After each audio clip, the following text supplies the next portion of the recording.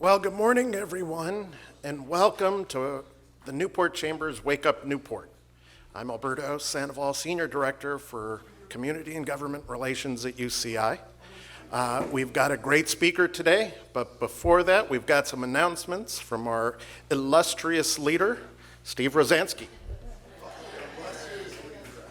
Wow, he does a way better job than Rush ever did. That's darn sure. Illustrious leader. Good morning, everybody. I'm Steve Rozanski, President and CEO of the Newport Beach Chamber of Commerce. Glad to see you all here bright and early. Sorry about the little coffee snafu. I realized as I was pulling out the coffee grounds that I didn't have coffee makers. But we corrected that fairly quickly, and so hopefully everybody got some. We got a great program for you today, but before we do that, I always like to introduce some of the dignitaries that are here with us this morning. So in our front row, she must have been like an A student. She sat in the front of the class. Joy Brenner from Corona Del Mar. Joy's going to be running for city council again, right? Have you declared? Turned in her papers. Okay, so she's an announced candidate for re-election. Great, love it. We also have with us a couple of former council members and mayors. So former Mayor Keith Curry. Former Mayor, where is he? Tom Edwards. I saw him somewhere sneak in. Tom, back there. He's our airport guru for the city. And then we also have Councilman Tony Petros is here this morning with his beautiful wife. Thank you for coming. Who else? We got a couple of guys in uniform. So we have our police chief, John Lewis. And fire chief Stefano from Costa Mesa. Good morning. They're fraternity brothers, I just found out. I saw them doing some kind of weird handshake, and then I realized it's like some kind of secret thing that they can't tell you what it's about. They have to kill me, exactly. And he's got a gun, so I got to watch out. I think I got it. Then we have one other. Oh, he snuck in on me. Councilman Jeff Herdman, former Councilman Jeff Herdman. Morning, Jeff. Good to see you. We also have one other council candidate with us this morning, my sister, Robin Grant. She just finished up several years on the Civil Service Board. Now she's put her hat in the ring for Muldoon seat. She's running for Muldoon seat. I didn't miss. I always say Pierce Swan for the end. Irvine Ranch Water District, Pierce Swan. Morning, Pierre. I hope I got everybody. If I didn't catch somebody, I'll get you at the end. So, like I said, we have a great program. I do want to thank First Republic Bank for being our sponsor of our series here. And so if you like First Republic Bank sponsoring, clap real loud because I think someone's here from First Republic Bank. Maybe we'll get them to re-up for next year. Actually, they've been great. They sponsored our sandcastle contest, and I think Joy took a picture. When did you take that picture, Joy? Just yesterday. Yesterday, Joy took a picture of our sponsored sandcastle that we built a week and a half ago. It's never lasted till the end of the day because the kids usually crawl all over it and destroy it. This time we left up the tape around it, and miraculously 10 days later it's still there. And the hazmat guys are enjoying it now. That's right, unfortunately. Yeah. You didn't see any blobs of oil on our logos for the sponsors, I hope. Okay. Well, that's all for right now. I'm going to turn it back over to Alberto. He's going to introduce our speaker, and then I'll have a few closing remarks at the end. Thank you.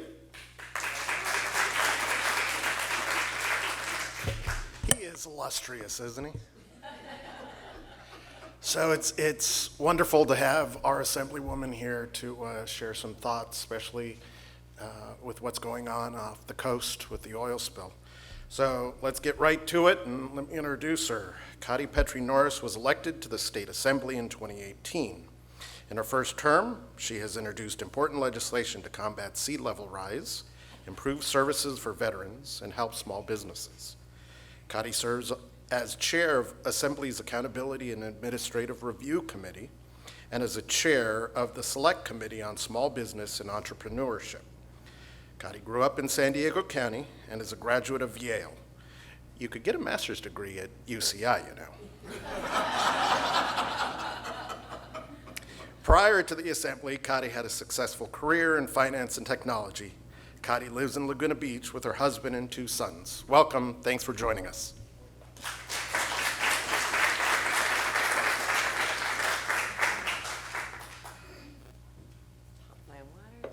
Good morning, everyone. So good to be here. I am Assemblywoman Cottie Petrie Norris, and I was elected in 2018 to represent California's 74th Assembly District, which includes the communities of Newport Beach, Laguna Beach, Huntington Beach, Irvine, Costa Mesa, and Laguna Woods. So I'm about 3 years into my time in office, and I have been working on legislation to protect our coast, to support small businesses, to improve workforce development, and build a California economy where we can all succeed. I have also worked to secure funding for important projects and initiatives all across the district, including I was speaking earlier with Chief Stefano. In this year's budget, we were able to secure funding for a regional fire safety training facility that's going to be headquartered in Costa Mesa, but serve the entire region. Today I want to touch on a couple of things. So I do want to share an update from the Orange County oil spill. I also want to talk about, in particular, what that means for our local businesses and our local economy. Also want to talk about the work that I've been doing as chair of the Assembly's Select Committee on Small Business, as well as chair of the Assembly's Accountability and Administrative Review Committee. And then happy to open it up for questions and conversation. So to start, let me bring up a couple notes. So I think most folks that are here today know the basics of the situation that's unfolding on our coast. So beginning, I'm in charge of this, right? Let's see, how do I do this? Oh, all right, that's fancy. So beginning on the evening of Friday, October 1st, a leaking pipe on an offshore platform some 4 miles off of the coast began to spew oil into the ocean and has discharged up to 144,000 gallons of oil. I want to be clear that that is the Coast Guard and our Office of Spill Prevention and Response want folks to understand that that is what they are estimating to be the maximum amount of the spill, that 144,000 gallon number that I'm sure folks have seen in the news. It could be less, and they are in the process of determining exactly how large the spill is. As I think you know, we've seen oil washing onto our beaches from Huntington in the north down to Laguna Beach in the south. We've seen penetration into our wetlands areas and areas of sensitive and protected habitat. And beaches have been closed from Huntington. We've got Huntington Beach closed. I know Newport Harbor is closed. I believe Newport Beach is more of a soft closure. Laguna Beach remains closed, as does the Dana Point Harbor. This is a image. I think you can, it's sort of just showing the scale of the spread, and you see kind of these rivers of oil that are making their way to the coast. The spill is moving southward and moving at about 1 knot per hour at this point. So the expectation is that it will both hit the shoreline in San Clemente and also in North County, San Diego. I do want to thank the Unified Command Team who has assembled to respond to this crisis. In the early hours of the response, a Unified Command Team was established. The Coast Guard is acting as the lead agency and working very closely with the Office of Spill Prevention and Response, which is under the direction of the Department of Fish and Wildlife here in California. Working really closely with a wide variety of local, state, and federal agencies to respond. We have been mobilizing all of our resources to respond to this spill, and there are hundreds of folks on the ground right now working around the clock to contain the spill, to manage the cleanup operation, and to ensure that we mitigate the scope of this ecological disaster as much as possible. Let's see what's next. What do we have next? Oh, this is just a couple of images of the cleanup operation. An image of some of the oil that was washing ashore on Huntington Beach, and this is a picture of us yesterday touring the Talbert Marsh in Huntington Beach, where I would say the good news is that they had done a drill in Talbot Marsh 9 months beforehand with California's Office of Spill Prevention and Response, and they were able to very, very swiftly respond and lay protective boom all across the marshlands.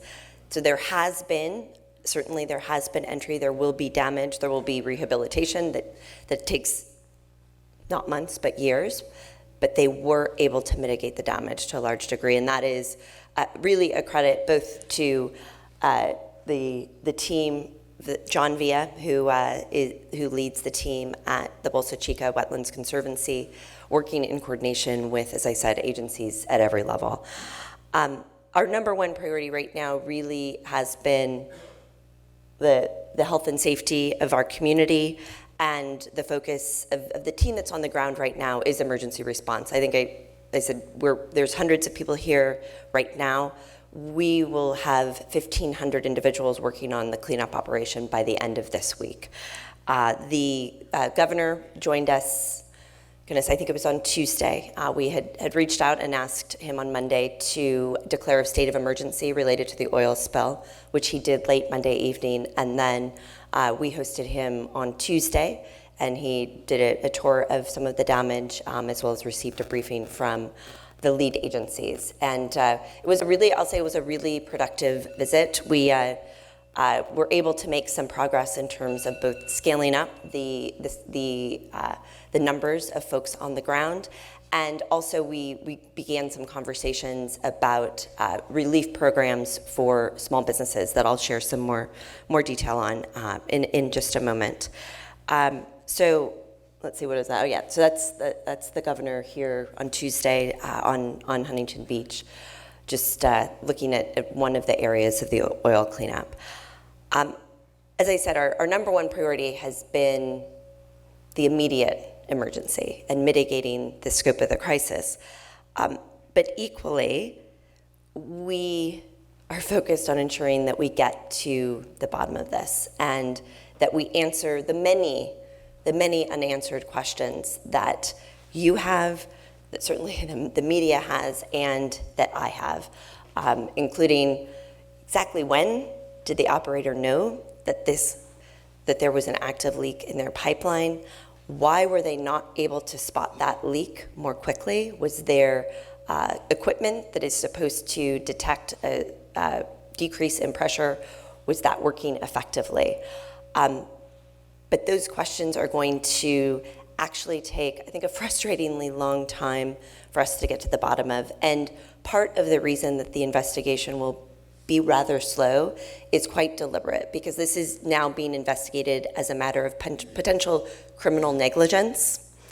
And so the building up of a potential criminal case involves a very meticulous investigation and a meticulous unraveling of the facts. And that is why you will often see in the days, the weeks, the months ahead, the agencies investigating this will not be commenting on the active investigation, because it is, as I said, being investigated as a matter of criminal negligence. The expectation, again, the agencies are not yet giving a range in terms of how long the cleanup is going to take. However, they did point us to the Refugio oil spill, which occurred in 2015, and there was a similar, that spill was of a similar size, but the geography for that cleanup was actually made it a lot more difficult and made that cleanup a lot longer. So that cleanup took 3.5 months.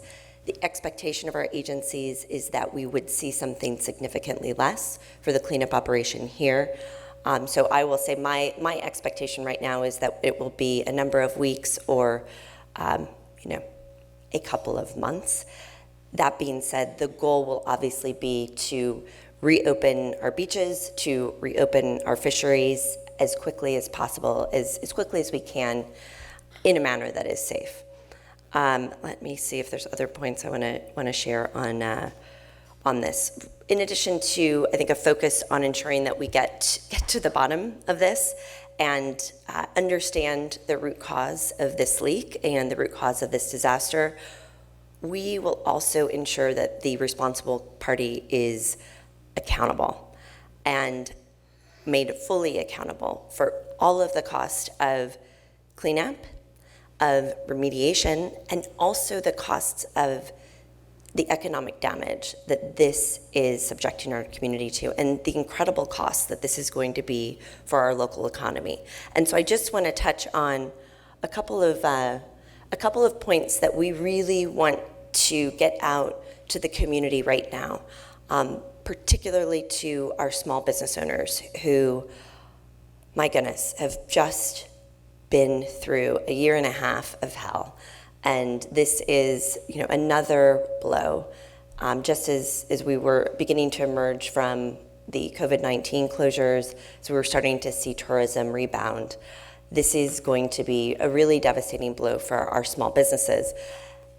The good news is, as I said, the responsible party is financially responsible for all losses incurred by our local small businesses as a result of this spill, as a result of any downturn that we see in tourism, in our visitor numbers as a result of this. So, as I said, we're trying to get this out to the community as much as possible because we want to ensure that people are beginning to maintain really meticulous records, because that is going to be the way that you're actually able to file a claim and then be made whole as part of this investigation. So there's already a claims hotline that has been established, and that number, it's up on the screen, 866-985-8366. That's a claims hotline both for our local small businesses and also for any individuals who have been impacted, including, I think there's 127 boats who have been contaminated as a result of the spill. Those costs as well are covered by the operator. On the boat front, because I know there's probably some boaters here, a couple of points that they asked me to share. They are still looking for a site to conduct the decontamination work on boats.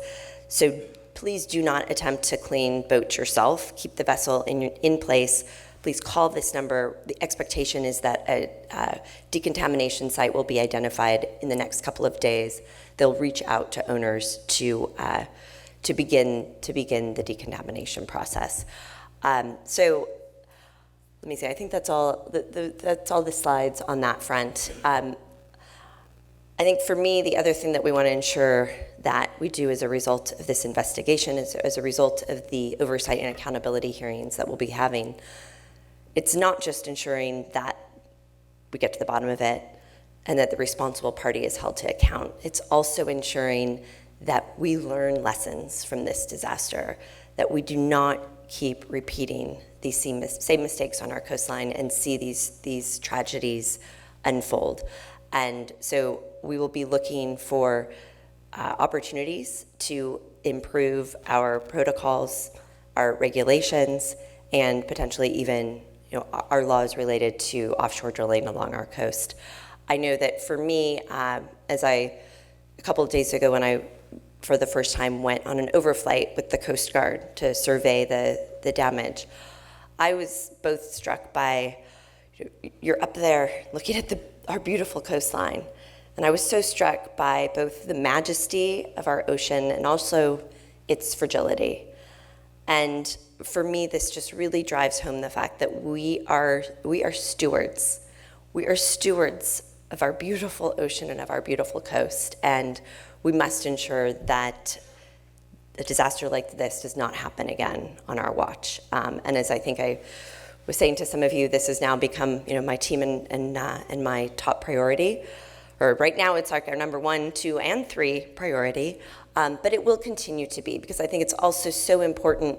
Right now there's a lot of eyes on this. It's front page news every single day, locally and even nationally. We've got to ensure that as the weeks unfold, as the months unfold, when it's no longer front page news, that the commitments that are made by our agencies, that the commitments that are made by the operator are made, that they actually deliver on those. So that's going to be a real area of focus for me as well.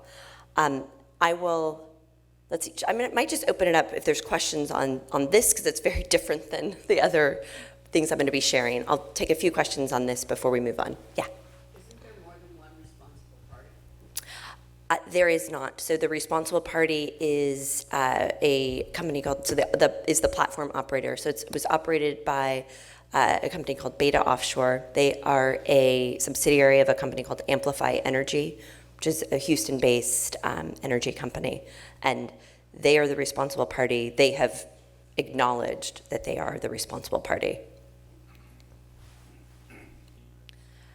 And yes, and that is one of the main areas of questioning. As I'm sure folks have seen, there were reports of a slick as early as 10:22 on Friday evening. The Coast Guard put out a call to the platform at 2:30 a.m. and the responsible party, so Beta Offshore, did not actually identify a leak until 8 a.m. on Saturday morning, and then they reached out to the Coast Guard at 9 a.m. on Saturday. And so that timeline is what is the subject of inquiry. If we have all the ships off the coast, you know, we wouldn't have had a person dragging an anchor over the Yeah, pipeline. absolutely. And that's what needs to be fixed is, you know, unclogging the port. 100%, and you're absolutely right, because our offshore platforms so we only see a few actual, visible platforms, but each one of those has something like 80 pipes connected to it. So it's like spaghetti or kind of this spider web of piping. And right now we have this unprecedented number of ships that are essentially anchored right on top of that. And so that is certainly part of the immediate response, is ensuring that we recognize the risk of that, and that they're changing and modifying protocols at the port to better protect against something like this. I will say the point that you made about an anchor being responsible for the damage, that is being investigated. That has not been confirmed, but that is one of the leading hypotheses in terms of what caused it. Yeah, what are you doing about the 3,000 barrels of contaminated waste that's in between Catalina and here that was done 90 years ago? They're all starting to leak now. Are you aware of that? I'm not completely sure what you're asking. Can you ask it? That's Right, yeah, that was dropped in the ocean. Okay. You're not aware of that, right? I'm aware of that. I have not been involved in addressing that particular issue, That's but probably yeah. more important. All right. Is- I think, well, so this is the immediate kind of crisis on our doorstep. Yes, this is the immediate crisis on our doorstep that we are doing everything we can to mitigate the ecological damage of right now. So this is where my team and I are focused. But there are a number of other folks that are working on that other issue. All right. Yes. Do you know if the federal navigation charts show the submerged pipe going from Ellie to the Long Beach pump station? Therefore, would it have been known by any ship that would drop an anchor that would be an unsafe place to drop? So the pipe is actually not submerged. It is, it's on the ocean floor, and then it ends up getting covered with kind of silt, is the way that it's been explained. It's not an underground pipe. Is it shown on the chart that it exists? Do you know? That, again, is also part of what is part of the ongoing investigation.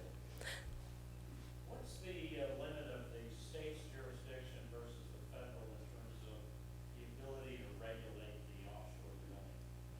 So this platform is in federal waters, and so the jurisdiction for the cleanup is predominantly, therefore, under the feds.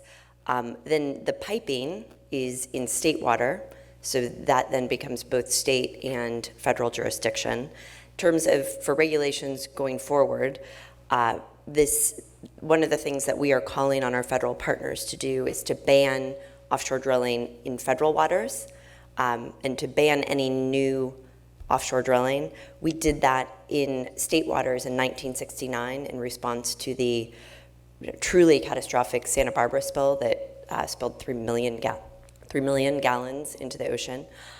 The feds had not taken that same step.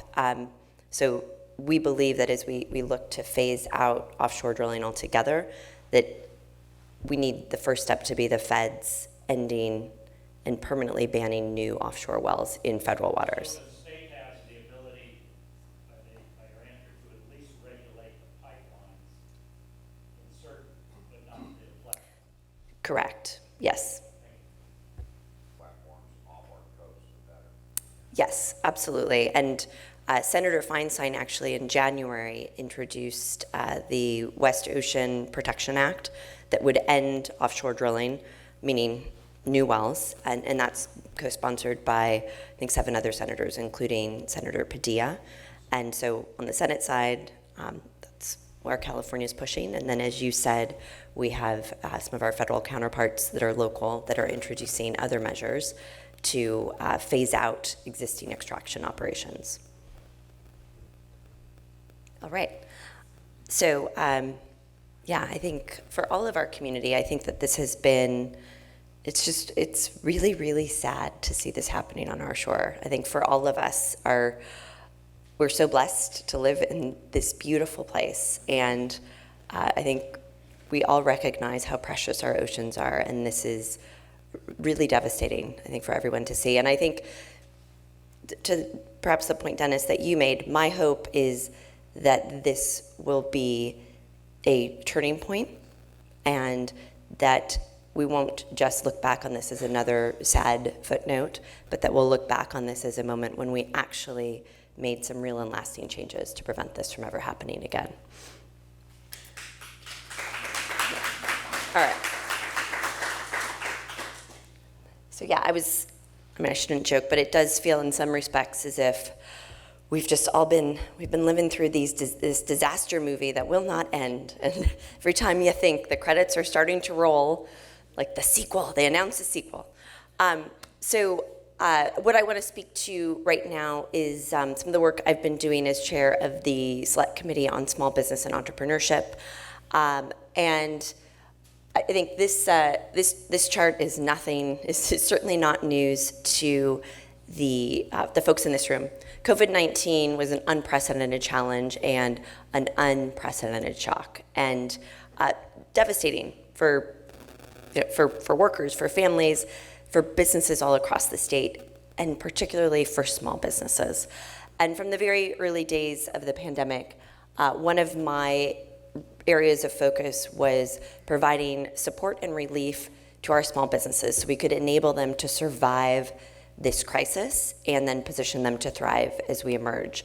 About a year ago, I, along with 2 of my colleagues in the state Senate, introduced legislation to establish the COVID-19 Small Business Relief Grant Program. And we had initially proposed $2.6 billion in relief grant funding. That was, early action was taken on that at the beginning of this year in January. And then in our final budget, we added additional dollars. And so that program has delivered $4.4 billion in COVID-19 relief grants for businesses that have been impacted by the COVID-19 downturn. Here in our district, we've seen almost 4,000 businesses and almost $45 million in grant funding that has been delivered as a result of this program.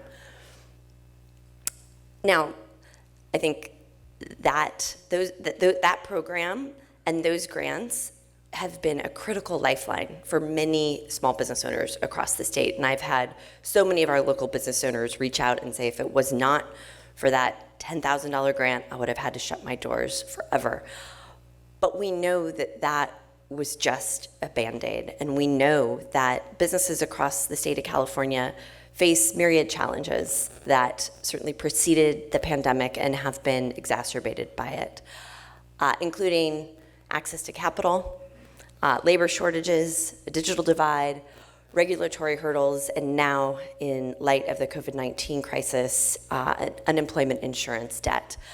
So this year, I established and have been chairing a select committee on small business and entrepreneurship, and we are conducting hearings across the state around that range of topics, bringing together legislators, statewide advocates, local business owners, and economists to develop policy proposals and legislative proposals to address some of these challenges and help our small businesses succeed. I really do believe that our small businesses are not just the heart and soul of California's economy, they're the heart and soul of so many of our communities. And when a small business dies, it is not just one person's dream. It's not just one person's business plan. It's their employees, families. It's an entire ecosystem that they support. And that's why supporting our small businesses has been such an area of priority and focus for me. And just yesterday, actually, we had a hearing in the district. We had a roundtable discussion that was focused on regulatory hurdles. We were in the great city of Costa Mesa and had a good conversation focused on removing regulatory hurdles to success. And I think we all recognize we need rules and regulations, right? They keep our community safe, they keep our environment safe, they keep our employees safe. But I think everyone here who's run a business in California also knows that there are a lot of examples where the regulations are just kind of unnecessary red tape, and it's kind of bureaucracy without the benefit. And so what we are working to do, and look forward to working with many of you on, is identifying those opportunities for us to streamline regulations and limit the number of hoops that we make our businesses jump through in order to be successful. Oh, I just said exactly that. That's the slide that was related to what I just said. And then I also just wanted to flag one thing that you all may already be aware of and have already availed yourself of, but the Small Business Development Corporation of Orange County and Inland Empire, as I'm sure you know, offer a range of services. But one thing in particular is a new offering. They've established a digital marketing lab that's based in Santa Ana, and they provide digital assessments, social media marketing consulting, even professional photos. They have, I'm going to forget how many expert consultants that are on staff providing these services for local businesses for free. And I was really blown away by the quality of the consultants that we have met with, and really impressed by the services they're providing. And they have some phenomenal success stories. So if that's an area of opportunity for your business, please reach out to Alex so we can help make that connection for our local businesses. And I'm sure our local chambers are aware of this new offering, but we're trying to let our community know about it as much as possible, because I think sometimes another challenge for our small businesses, there are resources available, there are programs available, but it can be really, really hard to get connected with those services. So I wanted to highlight that as well before we move on from the small business discussion. Right, there we go. And we are here, so whether it's connecting you with the Digital Innovation Lab or anything else, my office really is here to help. Before I open it up for questions, I'll just briefly touch on a couple of the other areas of priority that I've been working on in the Assembly. As I was just sharing with Chief Stefano, I am continuing to chair the Assembly's Committee on Accountability and Administrative Review.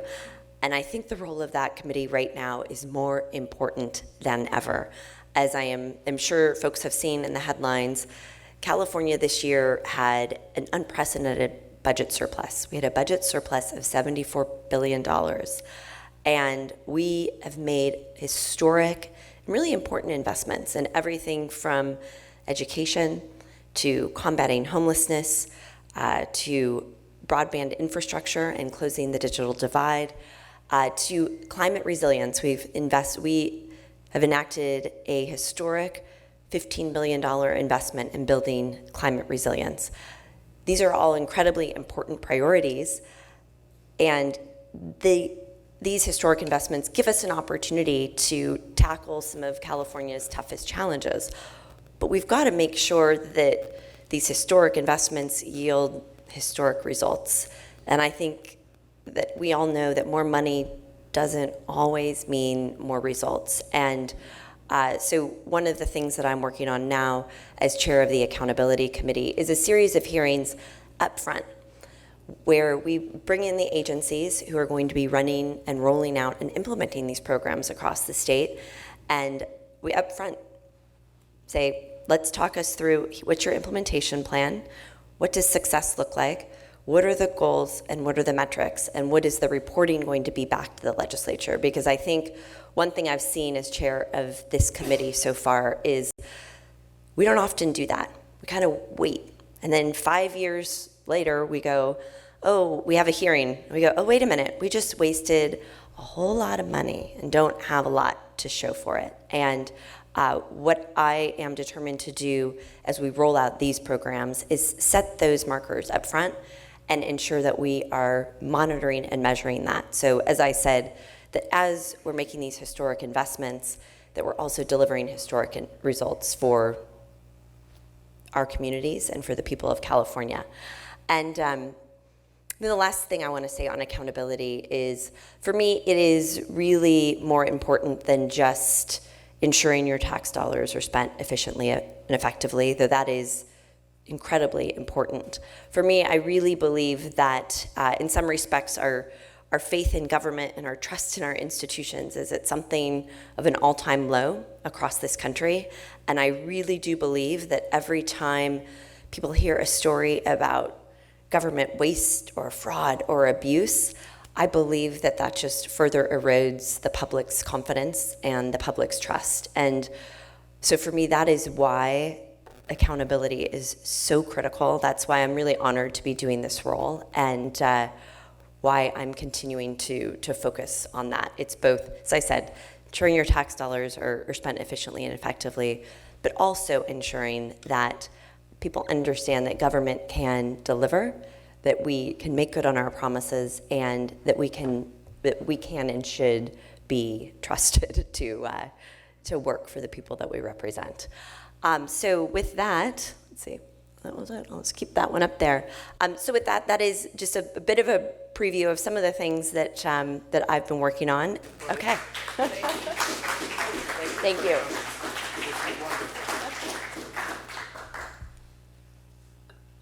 All right. Thanks, everybody.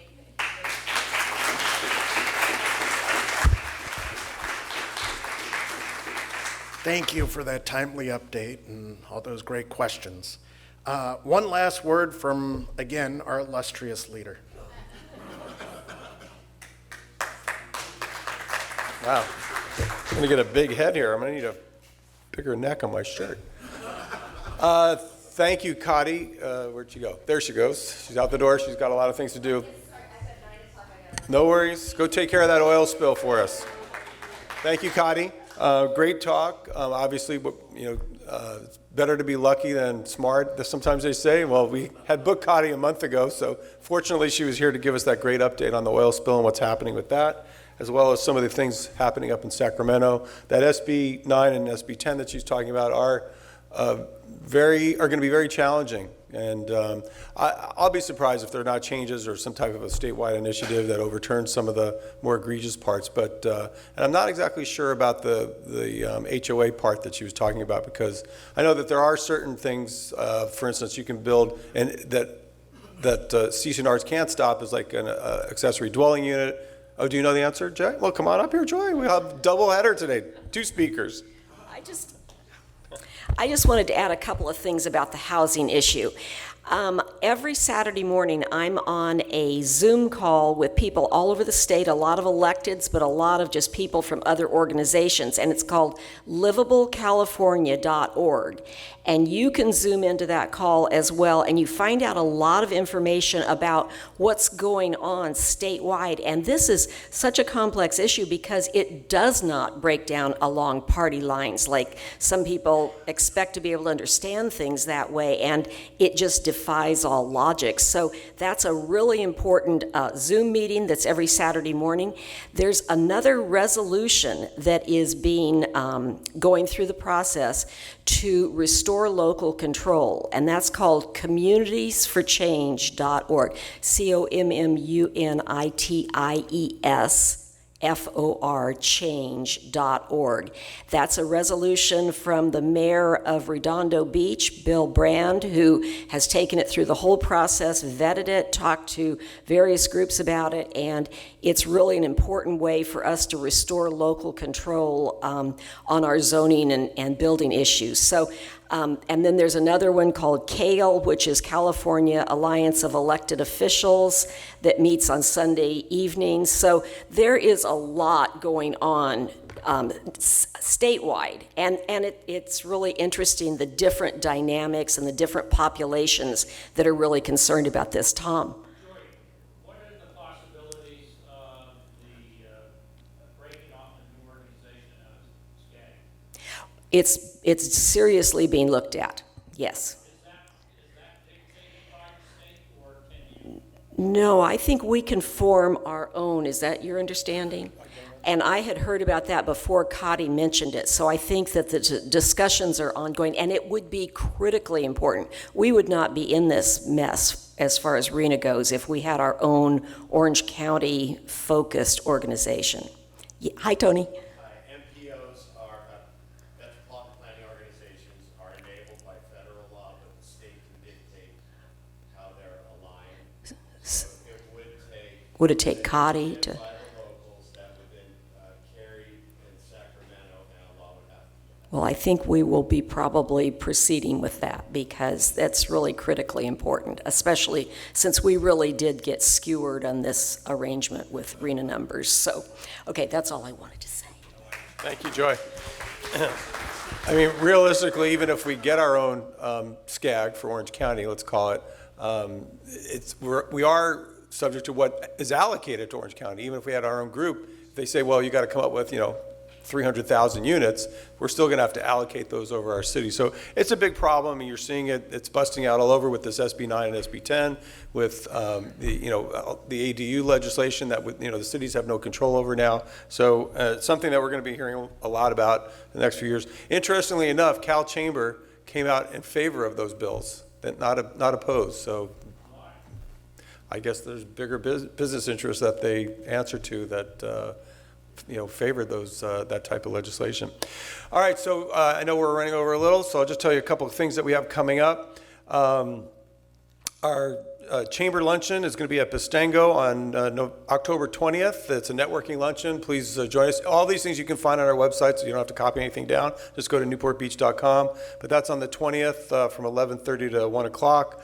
We're going to have our Sunset Mixer is going to be on a different day. It's almost always on the fourth Thursday. Well, this time it's going to be on a Wednesday, the 27th. We're going to be taking one of the they don't even call them hornblower, city cruise tours of the harbor. You can, even though the harbor's closed, the boats can still operate within the harbor. So we'll be on one, and it's going to be a joint mixer with Costa Mesa. So we expect a good sized crowd, and it's an opportunity to network with other people. We have our next major event, I forgot when, our Young Professionals Group Navigate's meeting on October 12th over at Sherman Gardens and Library, and we're going to be having a pumpkin decorating and costume, right? Optional costume contest. So that's for our young professionals under 40. Please see the gentleman that's standing in the doorway back there. He's the head of the group, and it's a lot of fun. Everybody has a great time. Do some networking, and then we do a nice interactive. Actually, those two gentlemen, that's right. They're both leaders of our group.